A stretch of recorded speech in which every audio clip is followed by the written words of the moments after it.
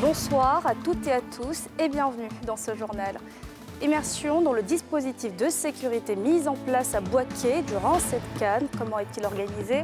Autour du stade, des fan zones et de la cité CAN, résidence des joueurs. Éléments de réponse dans un instant. Au Sénégal, vous le verrez, la tension monte suite au report de la présidentielle par le chef de l'État, Macky Sall. Direction Bouaké où un dispositif de sécurité dirigé par le général Alexandre Appalo-Touré est en action durant cette CAN. Comment est-il organisé? Quelles sont les opérations sur le terrain pour garantir la sécurité des rencontres sportives? Le reportage de Timé Danger et Fulgence Kissédou. Escadron commando 1-3 de Bouaké. Sur les rangs, les hommes engagés dans les opérations sécuritaires de la CAN, Coupe d'Afrique des Nations à Bouaké. À leur côté, le commandant supérieur de la gendarmerie nationale qui met les éléments en jambes avant le terrain.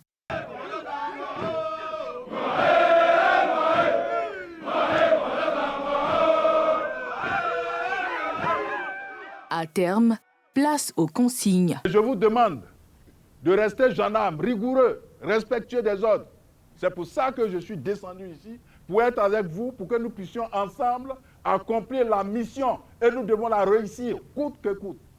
Ceux qui auront les missions de barrage, ceux qui auront d'autres missions, dont les missions de patrouille, vous devez rester dignes, en évitant tous les gestes et faits maladroits, en restant au poste auquel on va nous mettre.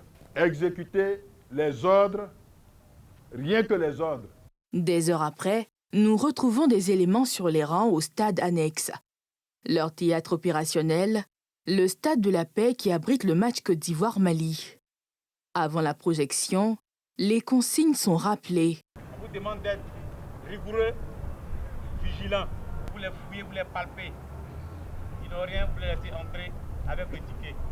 Ses autres frères d'armes ont pour mission la sécurisation de la cité CAN. Bon, vous allez tenir les points sensibles, les angles et fouiller tous les véhicules qui vont rentrer au sein de la cité CAN. Compris? Bon. Après le regroupement, le détachement mixte se déploie sous la supervision de l'officier supérieur de la gendarmerie nationale. Ceux qui sont là-bas, au poste avancé, vous partez rapidement. OK, le reste, vous vous mettez là à l'entrée pour la fouille des véhicules. Outre ces hommes qui veillent au grain, des grands yeux captent toute présence suspecte sur le site. Ici, ça nous permet de voir tous les angles au niveau de la cité. Comme dans toutes les ruelles de la cité également. Donc ça nous permet de renforcer encore plus de vigilance sur la surveillance de la cité. Cap maintenant sur la fan zone de l'espace communal. Le dispositif sécuritaire mixte, bien en place, est à la manœuvre. Idem au village Aquabacan du centre culturel Jakaka, à la satisfaction des supporters. C'est bien organisé, on est très content pour ça. Il n'y a pas de désordre. La police est là, la gendarmerie est là, ça est au top. La sécurisation se joue également sur la route. Un autre théâtre, bien tenu par ces hommes de la brigade routière de Bouaké. Au kilomètre 302 de l'autoroute Yamoussoukro-Bouaké, les éléments déployés ont pour mission d'inviter les usagers à renoncer à l'excès de vitesse. Quand il y a un match de football comme ça, il y a des excès. Vous allez certainement pouvoir les arrêter, vous leur donnez des conseils. Vous leur donnez des conseils pour qu'on évite les accidents. On espère que nous, on va sortir à la victoire. Après la victoire, il ne faudrait pas qu'on se retrouve à l'hôpital. Après la victoire, il ne faudrait pas que la famille soit endeuillée. Après la victoire, il ne faudrait pas qu'on se retrouve à la morgue. D'ici jusqu'à Bouaké, la situation est dense aujourd'hui. Donc la sensibilisation, à tout moment, il faut leur parler. Il faut leur parler, mais c'est aller doucement. Autre position, le carrefour fin autoroute menant à Katiola. Un site accidentogène désormais sous contrôle de l'unité de sécurité routière. Là, les usagers sont également sensibilisés. Vous faites la sensibilisation, mais c'est pour moi-même aussi ma vie. Voilà, donc je crois bien qu'il n'y a pas de problème. Et sur ce, je vais devoir m'habituer dessus. En tout cas, merci pour tout. Sur les lieux où aucun accident n'a été déploré depuis le déploiement des gendarmes, la prudence reste de mise pour éviter des morts sur la route. Et justement, l'autoroute Abidjan-Bouaké via Yamoussoukro qui enregistre les 2/3 des accidents de la route est désormais sous vidéosurveillance. L'objectif est de réduire les accidents liés à la vitesse excessive grâce à des dispositifs de transport intelligent. Les détails de Timé Danger et Fulgence Kissiedo. Autoroute Abidjan-Yamoussoukro. Première section de la voie autoroutière de la nationale A3 menant au centre et au nord du pays. Cette voie, l'une des plus accidentogènes du pays, désormais sous vidéosurveillance. L'extension du projet de transport intelligent couvre la voie avec un dispositif de contrôle bien visible. D'une distance de 15 km entre chaque dispositif, caméras radar, caméras d'événements et panneaux à messages variables sont déployés par le ministère des Transports. Au kilomètre 44, l'unité de coordination fait des précisions. Ces points de contrôle permettent de détecter différents types d'infractions, l'excès de vitesse, l'usage du téléphone au volant, le non-port de ceinture de sécurité. Également, les usagers qui conduisent en sens inverse, ces systèmes également ont la possibilité de détecter. Et on a des caméras d'événements qui permettent de détecter également les chutes d'objets, la présence de piétons sur la chaussée, les mauvais stationnements et tout. Et on a également des équipements de ce même type-là, des points de contrôle fixes qui permettent de compter les types de véhicules qui passent sur les axes de circulation. Et on a également des panneaux à messages variables pour informer les usagers. Et tous ces équipements-là sont interconnectés via un réseau de transmission privé qui permettent d'envoyer les informations au niveau du centre de commandement pour pouvoir permettre le traitement et ensuite diffuser les informations pour l'information voyageurs et verbaliser les usagers pour tout ce qu'il y a comme infraction au code de la route. De cette position, d'autres dispositifs bien visibles. Sur la liste, un pylône au PK28 de l'autoroute du Nord. L'ensemble des équipements intelligents que nous avons vus, que ce soit les points de contrôle fixes composés des radars, des caméras radars, des équipements de comptage, des panneaux à messages variables, le centre de commandement pour les traitements, sont interconnectés par un réseau de transmission. Donc ce réseau de transmission est constitué d'un ensemble de pylônes de télécommunications dont l'un de ces pylônes est juste derrière moi. Donc il y a un ensemble de pylônes qui est déployé sur l'ensemble du territoire pour pouvoir assurer une couverture réseau dans un réseau privé de ces équipements-là, de sorte à ce que les informations puissent en temps réel puissent converger vers le centre de commandement pour les traitements. Ici on a un de ces pylônes-là qui est répandu sur l'ensemble du territoire pour couvrir ces équipements intelligents. Même état des lieux sur la deuxième section de la voie autoroutière menant à Bouaké. Y ont été également déployés le dispositif intelligent comprenant caméras radar, caméras d'événements et panneaux à messages variables. Un dispositif de dissuasion pour éviter la vitesse excessive et autres indélicatesses au code de la route. Au cœur des drames sur la nationale A3, une voie très fréquentée par les férus du ballon rond suivant les matchs de la CAN, Coupe d'Afrique des Nations, au stade de la Paix de Bouaké. Et une activité qui explose durant cette CAN, le flocage de maillots, une affaire très lucrative pour les floqueurs, si bien qu'ils ne souhaitent pas que la compétition s'arrête, comme l'ont constaté Moussa Nikema et Tanguy Conan dans ce reportage. Marie de Oumou, Steph ou encore le pain de Ami, le flocage de maillots est un véritable business juteux depuis le début de la Coupe d'Afrique des Nations en Côte d'Ivoire. Après 3 semaines de compétition, les floqueurs ont le sourire aux lèvres.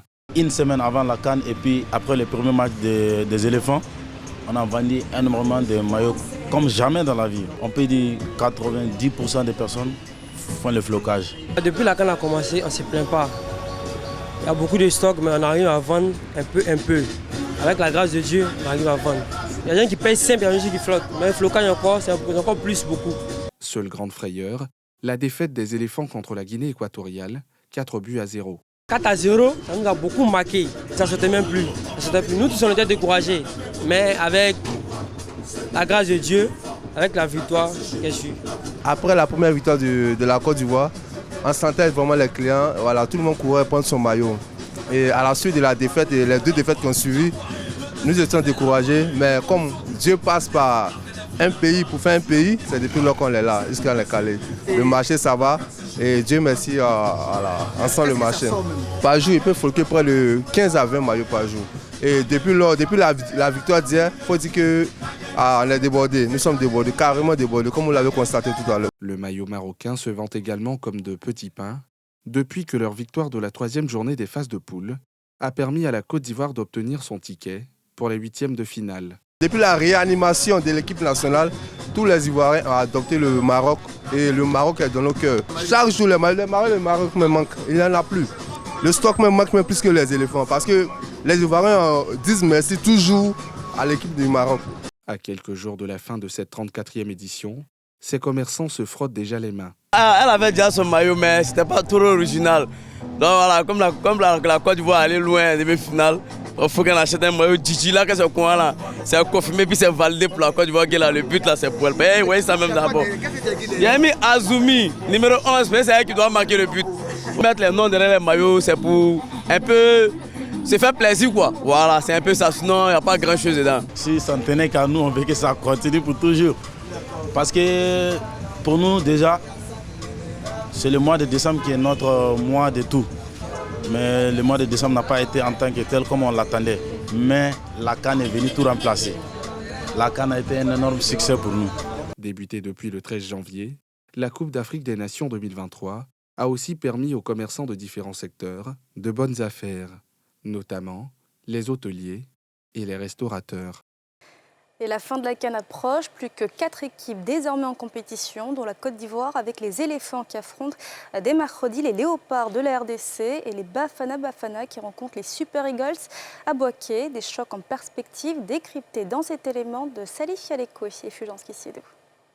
Nigeria, Afrique du Sud et Côte d'Ivoire, République démocratique du Congo, telles sont les affiches mercredi prochain des demi-finales de la 34e édition de la Coupe d'Afrique des Nations qui se tient en terre ivoirienne. Les Super Eagles, 4e au classement des plus titrés après l'Égypte, le Cameroun et le Ghana, affronteront les Bafana d'Afrique du Sud à partir de 17h. L'équipe championne d'Afrique en 1996 aura à cœur de franchir cette étape des demi-finales au Stade de la Paix de Bouaké. De chaudes empoignades en perspective, selon plusieurs observateurs. L'Afrique du Sud retrouve la CAN 24 ans après. La dernière fois que les Bafana d'Afrique du Sud avaient disputé un match de Coupe d'Afrique, c'était en l'an 2000. Et à cette époque déjà, les Sud-Africains avaient été éliminés en demi-finale par le Nigeria, qui les avait battus sur le score de 2-0, 2 buts de Tigani Babangida. Et pour cette CAN 2023 en Côte d'Ivoire, l'Afrique du Sud retrouve en demi-finale le Nigeria. C'est vous dire que cette rencontre aura pour les Sud-Africains forcément un air de revanche. Concernant l'équipe nigériane, c'est une équipe avec plein d'assurance qui arrive en demi-finale de cette Coupe d'Afrique. C'est la 16e fois d'ailleurs en 20 participations que les Super Eagles atteignent ce stade de la compétition. L'affiche Côte d'Ivoire, République démocratique du Congo, au stade Alassane Ouattara d'Ebimpe, la 2e demi-finale qui débutera sous le coup de 20h. Les éléphants, qui avaient entamé difficilement la compétition, ont réussi à se réconcilier avec leur public après les matchs des 8e de finale et des quarts de finale contre le Sénégal et le Mali. Quand on dit Côte d'Ivoire, RDC, c'est forcément un beau souvenir pour la Côte d'Ivoire parce que la dernière fois que la Côte d'Ivoire rencontre la RDC en CAN et en demi-finale, la Côte d'Ivoire a réussi à accéder en finale de la Coupe d'Afrique. Faye Mers, c'est un entraîneur jeune qui, par la force des choses, a été propulsé comme entraîneur intérimaire de la Côte d'Ivoire à l'occasion de cette CAN. Il a décidé de saisir cette chance. Il a décidé de prendre très au sérieux ce rôle-là que l'histoire lui donne aujourd'hui. Et ça lui réussit bien. Mais grâce à ses réajustements, il a toujours réussi à avoir la victoire. Donc je pense que cet esprit de gagneur qu'il a su développer va l'aider beaucoup pour lui permettre de franchir l'étape des demi-finales, de battre cette équipe de la RDC et puis accéder à la finale. Côte d'Ivoire, c'est une équipe jeune qui joue très bien, mais qui n'ont pas d'expérience comme la RDC, parce que la RDC, c'est une équipe à expérimenter et qu'on sort tout ça. Sinon, la RDC est favorisée à 80%. Les atouts de l'équipe de la République démocratique du Congo, c'est de gagner. de gagner parce qu'ils sont venus pour prendre le trophée, partir avec à Kinshasa. Qui seront les acteurs de la demi-finale au stade olympique Alassane Ouattara d'Ebimpe? Rendez-vous mercredi soir pour suivre ces chocs. Dans le reste de l'actualité, depuis l'ouverture le 1er décembre dernier de l'échangeur de Makassi ainsi que le tunnel d'Abobo connectant la commune d'Abobo à celle d'Anyama, quel impact sur la circulation et les populations? Les éléments de réponse de Stéphanie Potet et Kim Werik. Construit pour améliorer le trafic et lutter contre les bouchons à Abobo, l'échangeur du carrefour Makassi et le tunnel d'Abobo font aujourd'hui le bonheur des usagers, ravis de constater leur temps de trajet réduit. Il n'y a plus d'embouteillage, en tout cas nous sommes tranquilles, nous sommes à l'aise, tout le monde. Ça rend plus facilement, avant on pouvait durer sur la route en soit à 4 heures, on pouvait descendre jusqu'à 21h, 22h. Bon, pour le moment, comme il n'y a pas d'embouteillage, la voie est libre, on descend à partir de 18h, 19h. On gagne plus que beaucoup d'argent même. Avant, c'était difficile. Hein. Souvent, même quand tu sors comme ça, pour rentrer là, tu ne rentres pas tôt. Souvent, quand tu sors à 6 heures comme ça, tu veux partir au travail. Souvent, tu es en retard. Si tu as quoi à 7 heures, il faut sortir à partir de 4 heures. Mais même si tu sors à 4 heures, peut-être souvent, mais tu arrives à 8 heures à l'école là-bas. Donc maintenant, en tout cas, ça va même. Pour Mamadou, cette fluidité routière est une aubaine pour ses affaires. Depuis la route est ouverte, vraiment, on gagne beaucoup de clients. Les clients viennent, la tâche, c'est devenu facile un peu par rapport à la voie. À quelques kilomètres de l'échangeur de Makassi, le tunnel d'Abobo de 2 x 3 voies sur 200 mètres de longueur, auquel s'ajoutent 2 rampes d'accès de 180 mètres chacune, sublime cette zone connue pour ses embouteillages. Les commerçants à proximité du tunnel disent ne pas tirer profit, ainsi que les chauffeurs de minicars, dont l'accès au tunnel est interdit. On passe par le marché. C'est pas facile. Beaucoup d'habitants à Bobolais ne prennent pas personnel. Voilà, c'est Gbara, nous on en prête. Quelqu'un qui va emprunter Gbara pour passer ici le tunnel, s'il n'y a pas de possibilité, il va marcher encore par l'œil. Dites-le après la canne, nous allons nous faire grâce. Sincèrement, c'est pas facile pour nous parce qu'il n'y a pas de point de stationnement pour les clients qui sont véhiculés. Souvent, si la police municipale, même ceux qui sont souvent en moto pour garer, ce n'est pas facile à cause de la police municipale. Ça fait que mes marchandises sont bloquées, ça n'avance pas. Outre l'échangeur du carrefour Makassi et le tunnel d'Abobo, plusieurs autres infrastructures routières sont prévues dans le district d'Abidjan. Notamment le grand carrefour de Koumassi, le carrefour Akwaba et 3 autres échangeurs sur la voie express menant à Bingerville. Et à l'étranger, au Sénégal, la tension monte dans le pays depuis l'annonce le 3 janvier du président Macky Sall du report de l'élection présidentielle. Les détails de Pierre Dipomela. De vives tensions dans la capitale sénégalaise, juste après que le président Macky Sall ait reporté la tenue de l'élection présidentielle à la veille de l'ouverture de la campagne. Des jeunes ont érigé des barricades sur les voies publiques en protestation. C'est donc sur haute surveillance que se sont tenus les travaux des députés sénégalais qui devaient examiner le texte controversé. Au sein de l'hémicycle, les débats se tiennent dans une atmosphère électrique. Les empoignades ont conduit à la suspension de la séance en début d'après-midi. L'Internet a été interrompu au grand désarroi de la population. Le ministère des Télécommunications justifie la coupure par une diffusion de messages haineux et subversifs sur les réseaux sociaux. Chacun d'entre nous a le droit de communiquer quand même dans ce pays. Et on constate qu'à chaque fois qu'on soupçonne que des gens vont sortir pour manifester ce qu'ils pensent, l'Internet est coupé. C'est une situation assez déplorable. C'est un vrai problème pour nous de couper l'Internet. Nous sommes des élèves, on a besoin de l'Internet pour pouvoir se connecter, apprendre. Ce n'est pas normal pour des questions de politique de venir couper l'Internet pour des futilités. Par exemple, lu bëri li ma war a liggéey waaw appel li ma war a def ak yu bëri ak waaw surtout correction bi tamit bëri na quoi bëri na li may yàqal. Après l'affaire Sonko, le Sénégal est à nouveau dans la tourmente politique, où manifestants, repoussés à coups de gaz lacrymogène, et forces de police jouent au chat et à la souris. Et voilà, c'est la fin de ce journal. Merci de l'avoir suivi. Bonne suite de programme sur la nouvelle chaîne ivoirienne.